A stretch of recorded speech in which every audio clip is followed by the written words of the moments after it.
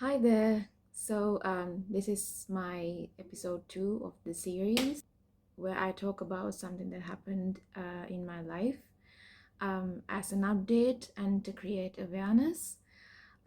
So first of all, I think I should thank everyone who gave their all lovely feedback for my first video. I honestly didn't think that anyone would watch an hour-long video, and then I decided to give it public access because a few people told me like it would really help others who are going through similar situations. So I did that as well. So yeah, I'm really happy, and that is your positive feedback actually gave me the encouragement to make this one, because this one is going to be a little bit heavier. But I just want you to keep in mind, like I explained in the first video, why I'm making these. It's just to create awareness and just to give you an update about what's going on. And I hope after watching this video, you leave this with a positive note. I never intend on making anyone feel sad or depressed or feeling bad about anyone. Uh, of course, you are allowed to have your own emotions, but the reason behind I'm making these are not that. I just want you to be, I just want everyone to learn something and take my life as an example. And if there's a lesson to learn, please take it. That's why I'm making these. And okay, before I go into the story, I think it's best to give a basic introduction into cancer, because I mean no one looks into these details before they get affected by it. And I just want, since I want to create awareness, I think this is where I should start. So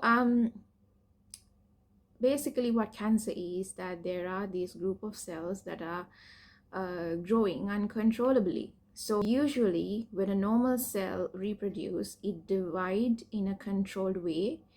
So it divide in a controlled way and eventually they die like they were meant to. But when a cancer cell divide, like when they regrow, they do not uh, reproduce in a normal way. It's called uncontrolled division. So it divides in a very rapid sense, and it's kind of like it's almost overtaking the space where the normal cells need to function. So a cancer cell is not something that is like a virus or a bacteria which comes from the outside to our body. This is something that is already was inside our body that get mutated. So all our cells have this script called DNA, and if there's a mistake in that script, then whenever those cells reproduce, it will have this mistake in their script. So this is basically what cancer is. So it just reproduce with this mistake, and it will, because of this mistake, these cells won't reproduce in the correct way, and also it won't die as like they were used to. So that's why cancer cells create this lump or abnormal cells in your body. So not all tumors are cancerous. Sometimes there's this thing called a benign tumor, which doesn't cause many problems. They just sit there, they don't invade their space, or they don't spread into other parts of your body. But a malignant tumor, that is the dangerous kind. They grow and they also can spread to other parts of your body. So there are many types of cancers. I don't know how many. And I can't give you like these are the symptoms that you're going to have if you have cancer, because every disease is just different to each other. But if you do like have a lump that you have noticed anywhere in your body, it's always best to get it checked by a professional and get their advice. Most of the time it's nothing, but sometimes they might need to do more tests and just rule out if it's malignant or not. And the thing is, if you catch these things early on, it's not going to cause much problems. And if you follow the doctor's orders, it's not going to cause much problems. So if you have something anywhere in your body, or if you have been feeling a little bit tired or not yourself lately, just get those things checked. So that leads me to the next thing, which are stages of cancer. So cancer is usually staged from 0 to 4. So basically when it's 0 and 1, that means it's in one place and it's like early stage. And stage 2 and 3 means it has spread to like nearby places. And when it's stage 4, that means it has spread to like a distant part of the body. This is also called metastatic cancer. So you might have heard of like stage 4 cancer being very scary. That's because when a cancer spreads to another part of your body, that means it can also have spread to other places in your body where you can't see. It isn't always scary. People get better with stage 4 cancer. So I always want you to like remember that all of those cancer stories out there are their own experience. And this story is my experience. It's not your experience, or I hope not. It never becomes your experience. But if you're watching this because you have something like that, it's not going to be your experience. And this was just mine. And your story will be completely different. Just the best thing to do is always follow your gut and follow the doctor's advice. That's the best thing that you can do. So yeah, speaking of doctors, there are many treatment options for cancer in Western medicine. So one thing is surgery. So you take the tumor out completely. The other thing is chemotherapy. We usually call this chemo. It's like a strong medicine that kills cancer cells throughout your body. So it goes all over, like all around your body. So usually it gets injected to one of your veins. So yeah, by a cannula, or sometimes you have to like go straight into your heart. So I had something like that put here.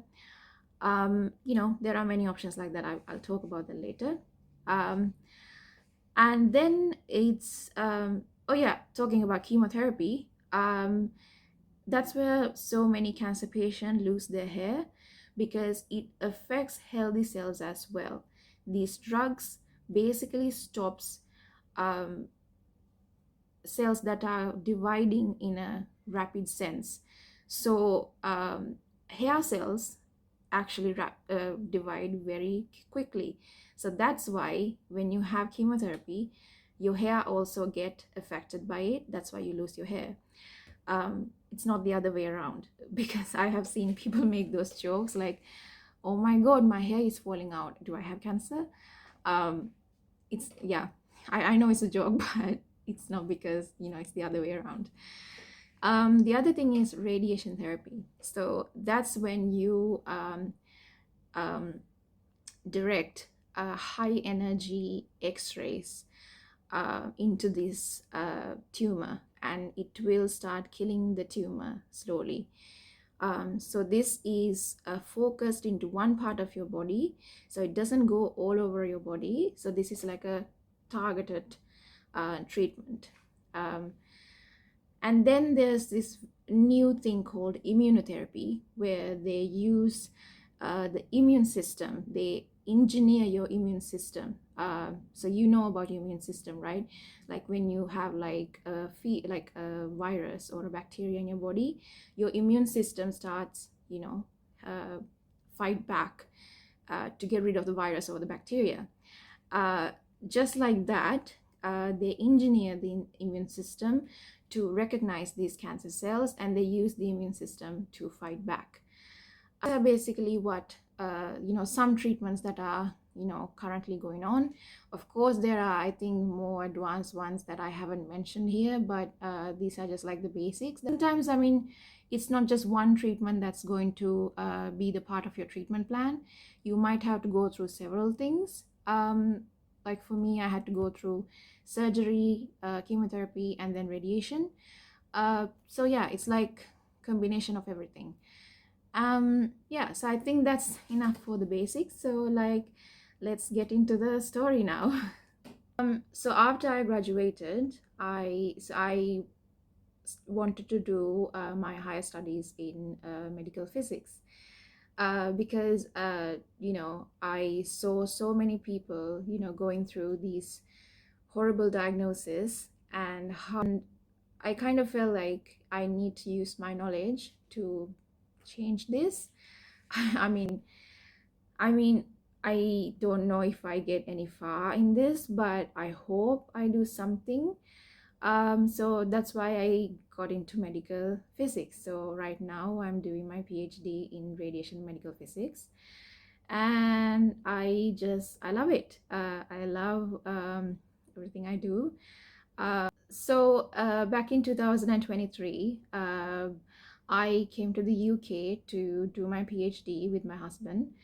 And before I left Sri Lanka, I got, I did my scan. So yeah, so when you get diagnosed with cancer and after you finish your treatment and while you do your treatment, you constantly have to do like your scans or any kind of uh, screening method for your cancer. And so I had to do like MRIs and CT scans to see if it has come back.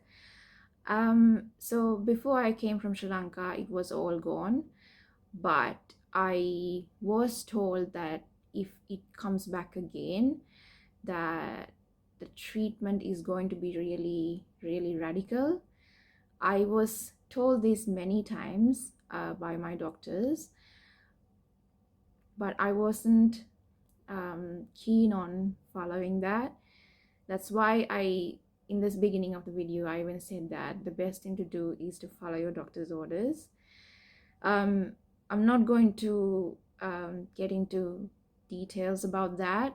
I'm not comfortable sharing those things yet, but I mean, this is a very personal experience, and I know, like, someone who's watching this might look at this very logically and say that, oh, you should have done that earlier and none of this would have happened. But you need to understand that I was a young girl, full of dreams, looked at life in a certain way, and maybe I made the wrong choices. But also, if I didn't make those, I wouldn't be here. I wouldn't have experienced those things. I'm asking you not to judge me. Yeah, just take this as a lesson. So after coming to the UK, I had to go through follow-up scans as well. So during one of those, we find out that the cancer has come back in my knee. And I still remember when we were on our way to the doctor, I told my husband that, because in my head, I knew what he was going to say. And I told him, and I told my husband, let's just run away. Let's just run away, leave all our problems and run away. Yeah, and well, spoiler alert, I didn't run away. So we go to the doctor, and he's very kind and considerate, and we walk through my entire journey, and then he tells me, well, you know why you're here today, right? And I immediately knew what he was going to say, and I slowly nod yes, and I say, yeah, I know. And then he said, yeah, so right now the best thing that we can do to get rid of this is to go through an amputation. And that means that I have to get rid of my leg completely, because this came back so many times, and it came in different areas in my knee. The assumption was that the area was contaminated, So doing another surgery just to take the tumor out would not be sensible. And this was coming from a doctor who has like specialized in sarcomas and one of the best teams in Europe. Um, and deep down, I knew that, yeah, it's time to face the facts, it's time to face reality. I kind of started to realize that. So while all of this is going in my head, I was silent, completely silent, just nodding my head like this. Imagine that the doctor gave this news, and there's also like the nurse in the room, and I was nodding like this the entire time, like, mm-hmm.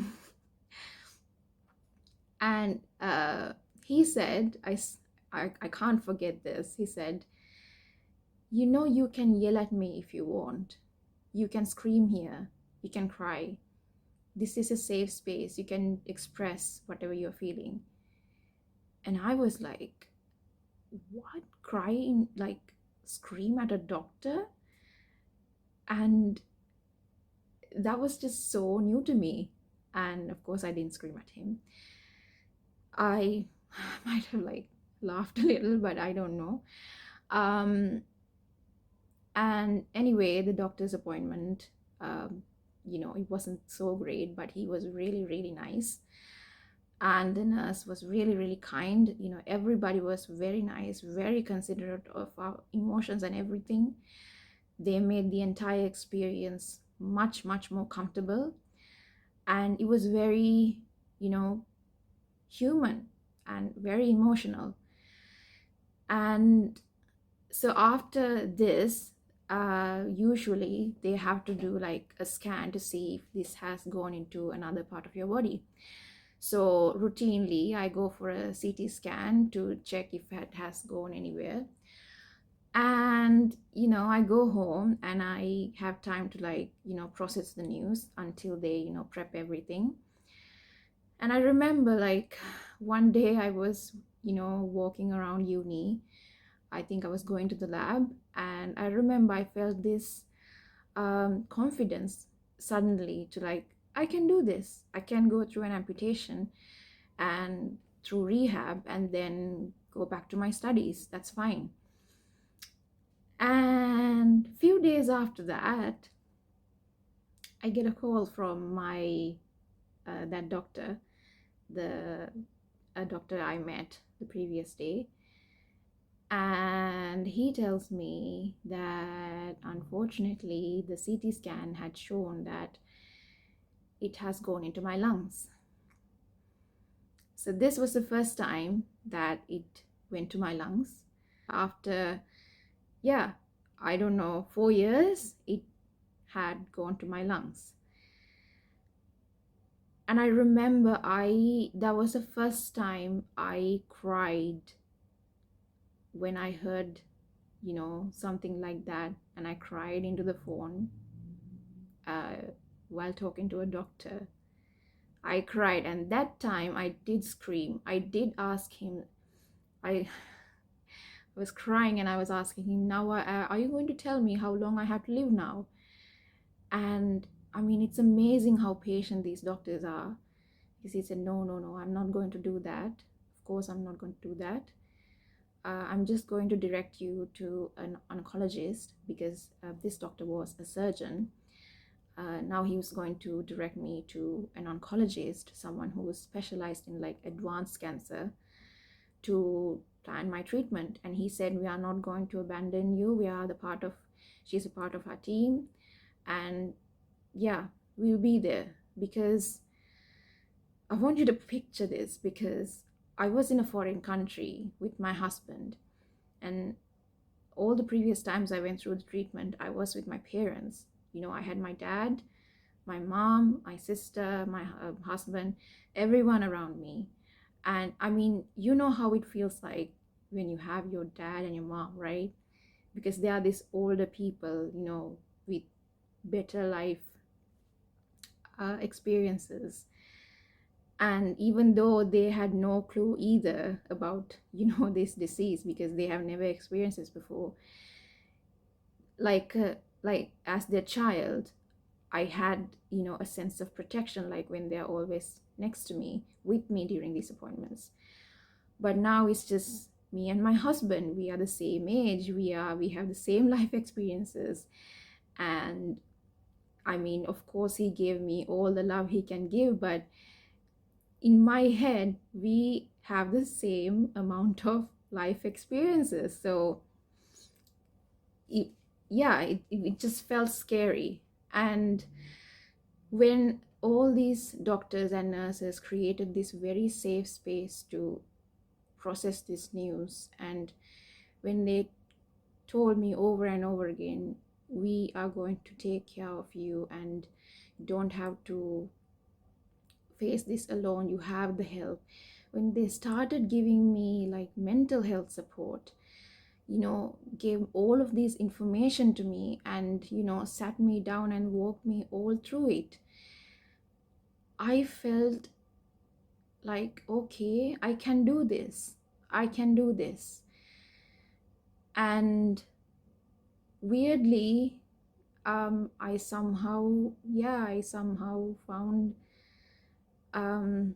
support in strangers. But yeah, they didn't feel like strangers. Like, some of my closest people now are some of these healthcare professionals.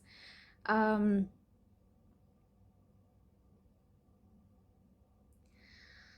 so I get directed to the oncologist, and she speaks facts. And some of these things I already knew, because I have been told about these things even when I was in Sri Lanka by my doctors. And this is finally the time I have to accept these things. And it was not a easy pill to swallow. I'm not going to sugarcoat this, but when you get told that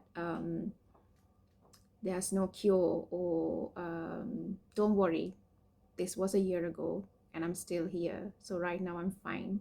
I'm just telling my story, okay? I'm just creating a picture what like it was back then. So when they told me all those scary things, like you have to do chemo again, we might have, after, if you respond to the chemo, then we can do surgery, but right now we can't. We have to see if you're responding to it, and scary stuff like that. I felt hopeless for the first time. I felt hopeless. And I felt like life doesn't matter. Why is this happening to me? That's the narrative I was in back then. Like, all of these things are happening to me. Like I was being punished for something. I kept thinking like that. And I still remember after that appointment, I had an online appointment, and I laid in my bed. I think I was curled up. I couldn't even talk to my dad, my mom. I couldn't face anything. And I was just there, just there. And I still remember, I love him for this. I was craving fish buns, malubang, for a long time before this. And my husband, he just whipped up some fish buns. Like, he's not even a baker, but he found a recipe and made fish buns. And yeah, I love him for that. And that's how we got through this, with love and care and compassion. And yeah, it took me a while to process that appointment. I'm not going to lie, I did not process it within like hours or anything. It took some while, but then I eventually I started to like go through the emails they sent. They sent me 2 chemotherapy drugs, and I had to choose one with after going through the side effects and their effectiveness. And obviously I chose the one that had more chance of shrinking the tumor, but it also had more side effects. And it's also the drug that I had before, so I know how horrible it is. I'm not gonna talk about that because it still makes me sick. Um, and yeah, so I started chemotherapy last year. And yeah, so what happened to my PhD? I'm still doing my PhD. I was still doing the PhD while this happened. So when I told my supervisor about this, the first thing he asked was, how are you feeling now? How are you now? Are you okay? And then he told me that if you want to go back to your parents, if you're going to want to go back home, I can arrange that. Just tell me what you want. And I said, I don't want to go back home because I need something else to focus on. And I do want to do my PhD. I want to see if I can get through this. So he was so kind and supportive.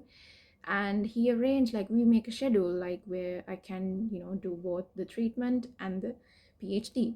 I go for chemotherapy for like a few days, and then there's like a recovery period from it, like a few days, and then I go back to the lab and do as much as I can. So all of this is, what I wanted to do. No one was forcing me to do anything. I just go ahead and do it. And then I keep doing this for a couple of months, and then I finally start to I can't take the side effects from the chemotherapy anymore. So we decide to stop it. But things are hopeful because my tumors start to shrink, and the oncologist said, I think we should move on to surgery. And so to get rid of the tumors, I had to have two lung surgeries. Before all of this, all my surgeries were in my knee, so in my leg. But this time, this was in my lung. So it was a major surgery. I was told again and again about the side effects, what could go wrong, what my life would be like, limitations of it, again and again. And they made sure that I understood what I will be, consenting to. But I so badly wanted to do it. I wanted to try if I can, get rid of this. So I decided to go through lung surgery. And, after that, I go through the amputation. So all of this happened within like, all the surgery happened within like 4 months. And I was very weak. I was feeling very weak. So I decided to take like a small break for my PhD and to recover. So after you, go through an amputation, your life change, your way of living, everything that you did before, like small things, going to the toilet, it changes. You have to adjust to your new lifestyle. Um, it's not easy at first. Like the change, it's not just physical, it's also very emotional. The changes, the adaptations that you have to, push through, to get yourself through, to learn, are just not familiar to you. And I lived with two legs for 27 years, so my entire life. And now I have to learn how to balance myself on one leg, and how to do simple things with one leg. And it's change, it's a learning curve. And then I was so blessed. From the NHS, I got a prosthetic leg. Really grateful that I was able to get a prosthetic leg from the NHS. I will talk about that later. But walking with a different leg is not easy for me, at least, because I had two lung surgeries. My lung capacity has decreased, and also because I am still like few months after my amputation, my leg is still recovering. So because of that, you have to like, it's not just like you wear your leg itself, you have to like wear a huge belt around your stomach to secure the leg. And with time you don't have to wear these straps and stuff, but right now I have to, and which restricts my breathing a little bit more. So I find it difficult, like right now I find it a little difficult to walk long distances, but with like tiny breaks along the way I can. And I would like to remind you again that this is my personal experience, and there are other people out there who do so well with their prosthetic legs from the beginning. Like I have seen it happen. Like when I was going through this rehab process, there was this other guy who was going through his rehab as well, and he started later to me, and still he was so much better than me, and it kind of like motivated me as well. And yeah, he was doing really great from the beginning, and I think it was like, I am someone who's always like scared to take risks. I am just, yeah. And if you know me personally, I don't like heights, I am scared of falling. So not very good traits when you want to have when you are trying to like learn to walk again, right? Because yeah, you feel like you're going to fall all the time. So perhaps that guy didn't have those things, so he was walking amazingly. And it's, yeah, so there are people out there who just get it like this. It's just, yeah, wasn't me. And so right now I use wheelchairs to get around the house because it's more comfortable to me. And also when I go to the uni, I use my wheelchair because I did walk to the university once. I was beyond exhausted. That was one of the scariest things I did. I was so exhausted. I was so sore after that. That was like a very stupid mistake I did because I wasn't advised to do that, but I just wanted to try. So, this year I learned that sometimes the best way to process things is not to power through. It's time to take a little bit of rest. So yeah, I'll talk about that later. But yeah, and so because I go to a lab and do experiments, it's easier for me to like focus on the experiment than to like focus on how I walk and stuff. And I have to like use these two sticks to balance myself. So it's not always easy to like carry these sticks and do experiments because you need your hands. So it's much easier for me to like go to the lab in my wheelchair and just focus on the experiment. Like that's what I've been doing for these past months, and it has been going great. And so there's like a balance like that. So sometimes when I want to use my leg, I use my leg, but the other times when I'm more comfortable with my wheelchair, I use my wheelchair. And you need to find that balance, and that's, I think, where I'm coming to next.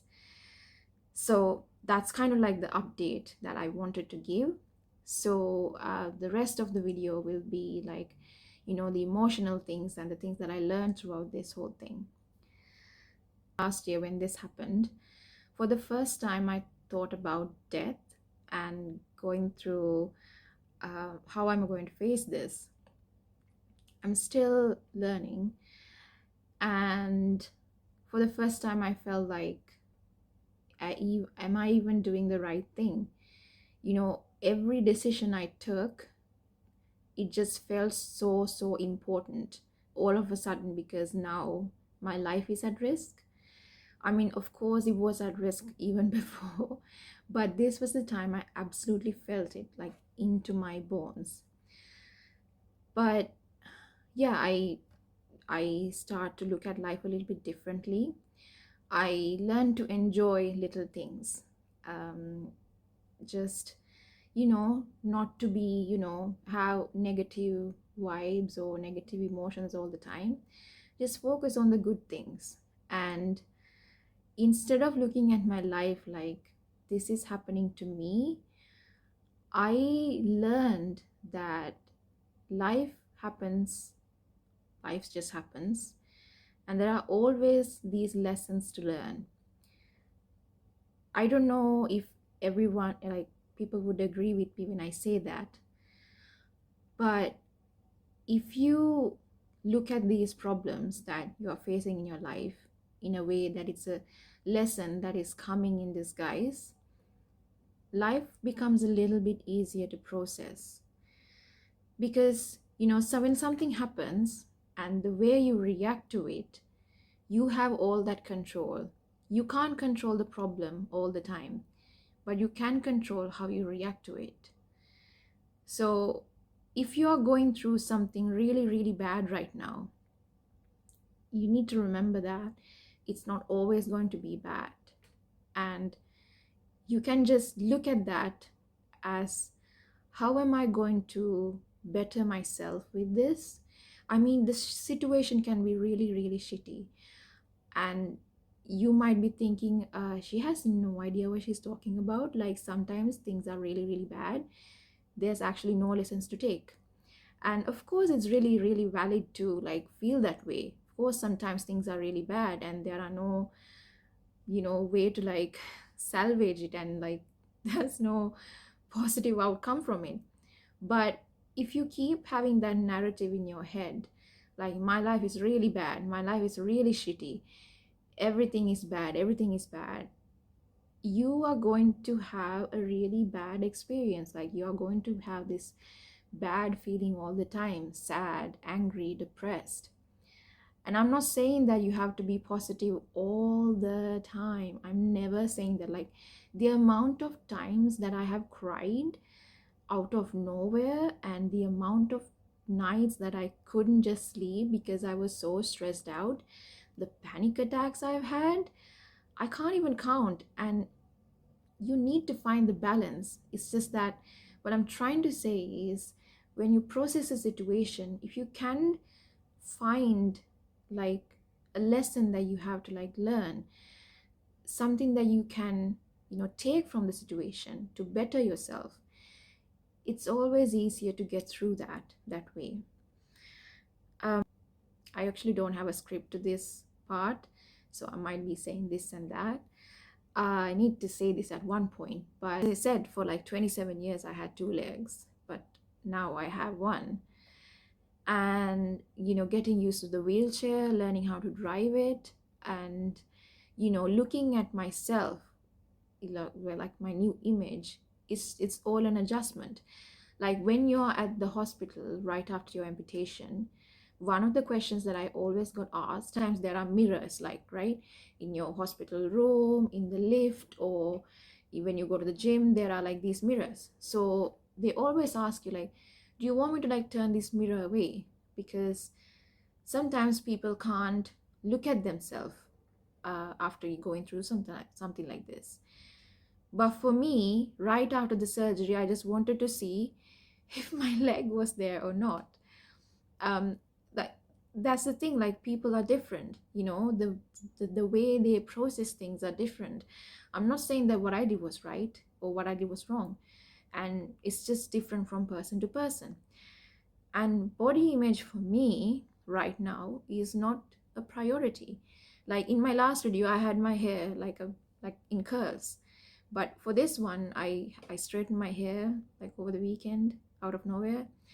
And yeah, and I'm a little bit chubbier, and I have gained some weight, so my arms are a little bit fat.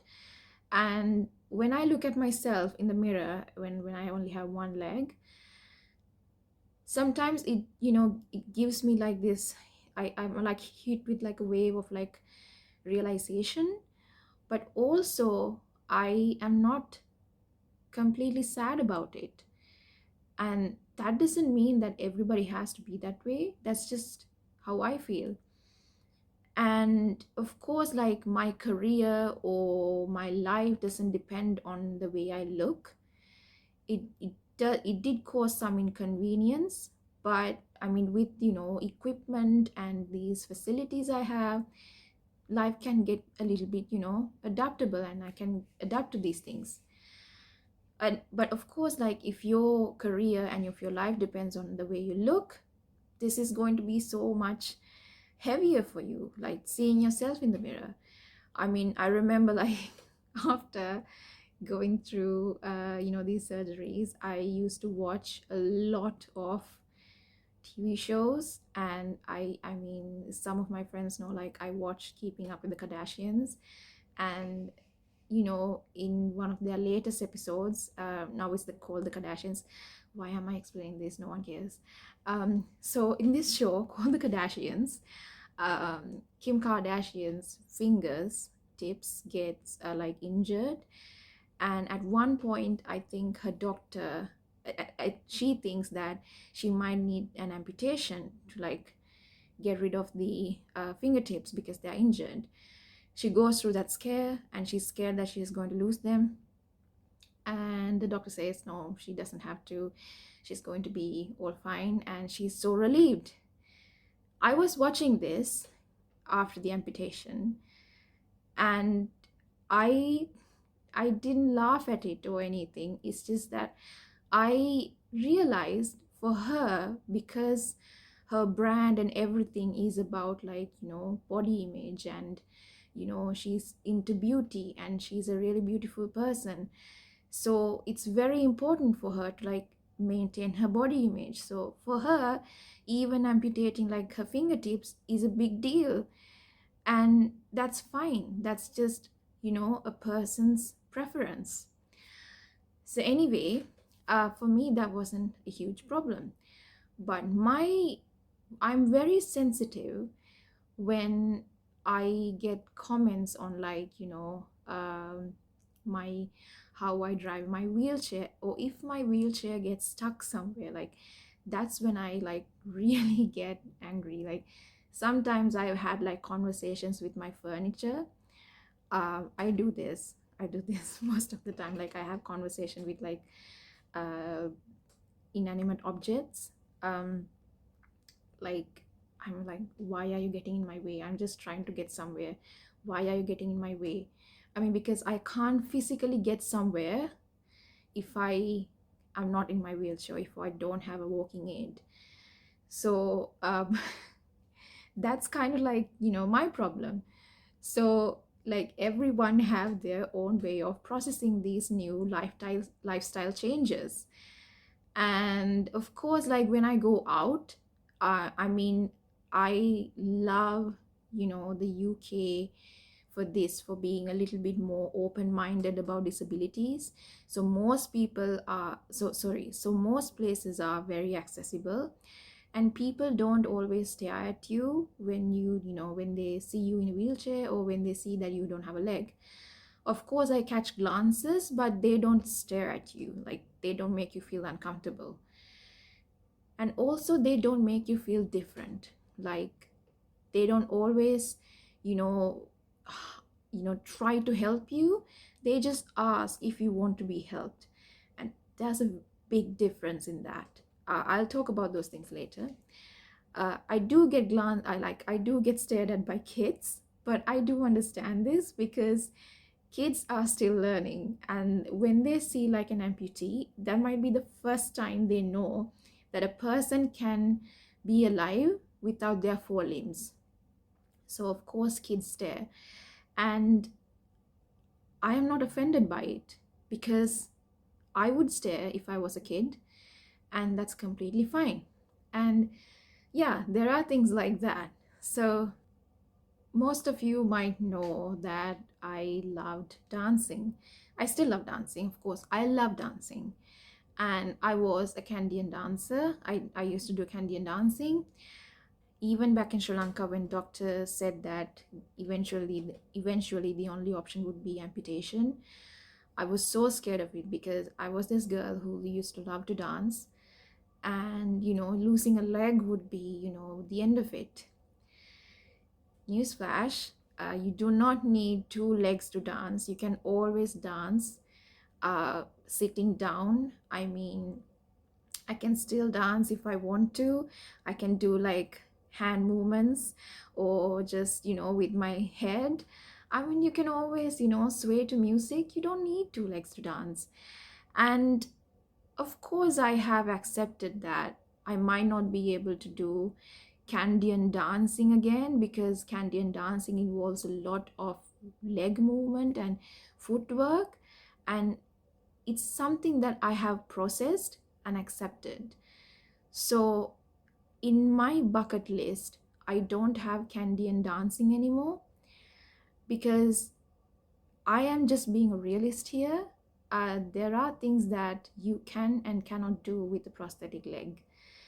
And I am not hung upon dancing anymore. I have danced enough. Like, I mean, of course, I still do dance, but I have so many experiences with it. Like, I danced through school, I danced at uni, and I mean, for me, that experience will always be with me, and I will always have those memories with me. And if I still want to, I can still use my hands and dance, but I don't find joy in dance wearing my prosthetic leg and trying to dance, because right now it just hurts, because the leg isn't very comfortable, and the socket might be pinching me and everything, and it's not comfortable. So why make myself uncomfortable to fit into some version of me that was that I was years ago? It's not comfortable to me right now. So if you are thinking that she needs to dance again, she needs to be better in her leg and learn how to dance again, it's not in my bucket list anymore. Maybe, I don't know, in few years when I get completely used to the prosthetic leg, I might try dancing. I don't know. Like, right now it's not one of my priorities, and I'm not sad about it. I have accepted it, and I'm fine. Like, if you can ask my husband, sometimes I do dance while I cook. Like, I do, like, little swaying and this and that, and that's I'm happy with that. um yeah, that's just one thing. Next thing you face, as you go through a life-changing surgery like this, is that you might need more assistance with things. Like, you need to ask for help. And sometimes, because we have our egos, sometimes we are a bit reluctant to ask for help. But this is something I'm still learning. Like, basic things, normal things you might need help with. And like I said before, this is not just physical, it's very emotional. The change, I mean, I've heard that losing a limb is like grieving a loved one. So there are like stages to it, and it's not always linear. Like, you don't, you feel bad and then you feel good someday. It's not like that. It's like, ups and downs. You feel good, bad. Sometimes it can go like this, and sometimes it can go like this. Sometimes it can go like this. Yeah, it just depends on, you. And I mean, asking for help is just something I find challenging still, because I mean, I'm 28 years old, right? And I feel like I'm still young and I don't need help to do this and that. But to accept that I have to ask for help, because it's just easier that way and it's more safer that way, is something that I'm still learning. So yeah. And sometimes, when something like this happens, you need to understand that, I'm saying this especially for someone who, if you know someone who's going through this, you need to understand that what looks like happiness to you might not be happiness to them. Like I said before, for me, learning how to dance again doesn't bring me happiness anymore. It just does not bring me comfort anymore. So you need to understand that what I find comfortable is might be different to what I found comfortable before all of this.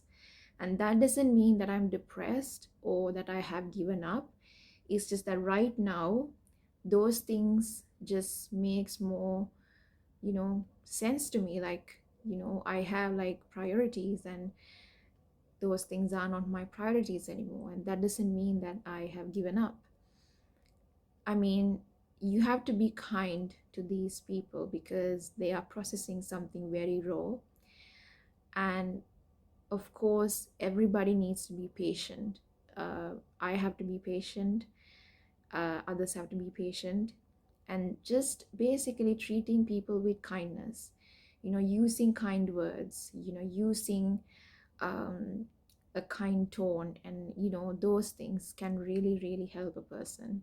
Finding things funny, like, so this is something I learned as well. So I think I might finish this video with this.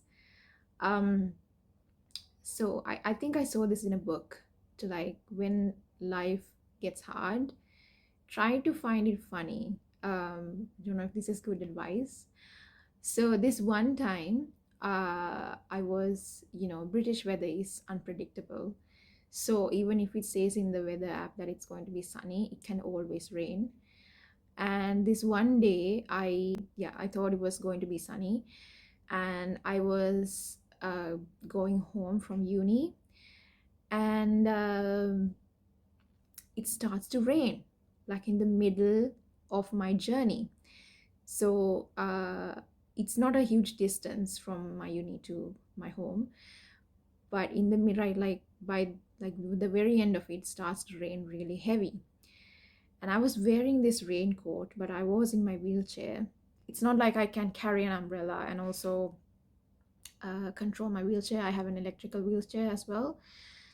And I was carrying some groceries as well. So I had my groceries and I had to control my wheelchair as well. So I didn't have like another hand to like carry an umbrella. And there I am, soaked in rain, wheeling myself like in high speed towards my home, right? Like, I mean, I don't know what you're feeling right now, but I found it freaking hilarious. Like, like water was dripping down my face, like dripping down my nose, and like drops of water were like going into the groceries. And I was desperately trying to like protect my groceries because I think I might have had like something dry in it. And yeah, everything was wet. And so I live in student accommodation, and in the building I live, there's like the reception downstairs. And I remember like I came in like such high speed, so I can like, these people won't see me soaking wet, so I just drifted myself and went into my building. And yeah, it was hilarious. Like, I was dripping in water, like it was properly raining. And when I came into my room, the rain was gone. It's hilarious. Like, it's funny. I'm not saying this, I'm not faking this, okay? It was funny. Like right now I have in my chats, like I told my friend about this. He found it funny and we laughed and laughed. It's just hilarious. And also, the other thing is that now everyone in my group knows when I'm in the building, because I make this sound when I'm in the wheelchair, and whenever I reverse, there's like this sound. So it's like a funny joke. Like, whenever I'm coming, my supervisor immediately knows that I'm coming, so he would usually greet me like, "Hi, Sithu," before even I enter to his room. And yeah, I mean, sometimes there are hilarious things. It's just always easier to like processing these things that way than to, find difficulty in it. And I'm not saying like you need to always laugh at these things like a lunatic. Of course, if you find these unbearable and if you need to speak up about these things, of course, go ahead and do that. But I mean, this is how I process it. And if that resonates with you, maybe that's something that you can take. If I die right now and if I'm angry at something, that's the mindset I'm going to have at my last moments. And even if I die in like few months or years, if I'm always angry and irritated at these problems, that's the mindset I'm going to have until, that moment that I'm gone. I don't want to be that. I don't want to be that, sour, angry person. Of course, there are times when I'm angry. There's like a balance between the two. But it's always like, for me, it's always easier to find, like, like laugh at these problems.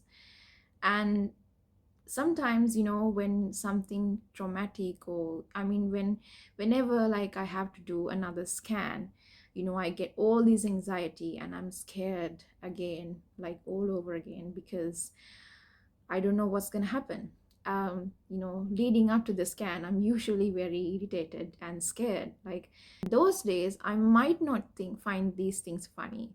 It's just very, relative to what you are living through. But overall, it's just, yeah, easier to find things funny than get irritated at all of these problems. So yeah, before I end this, I wanted to like give all of this in like a very positive way. I just want you to know, like, all of this happened last year. So right now I'm doing fine. Like right now I'm doing fine. I don't know what's gonna happen tomorrow. And I am doing my PhD. I'm going to my labs, like in like a few minutes I have to go to my lab, do my PhD, and it's going all good. And I am doing what I love. I am passionate about it. I don't know how far I'll get. I don't know if I'll be able to like finish the PhD, if I'll be able to get my doctorate. I don't know how far I'll get, but every day I do something that I love. I think that's enough. Like that's how I find happiness and peace. And I hope this message gives you something to learn, or something to make you feel better, or to understand someone who's going through something like this. Everything I told here was my personal experience. It's not expert advice. I'm not a psychologist, I'm not a doctor. So someone who's giving their life experience and sharing it with others. So I hope this helped. I think this might be 1 hour long. I'm really sorry. I really tried to like make this shorter, but when you talk about like heavy things like this, you can't really make these things shorter than it is, right? Yeah, I hope you have a lovely day, and I hope you learned something here. And of course, constructive criticism is always welcomed. And yeah, so bye for now. Thank you for watching.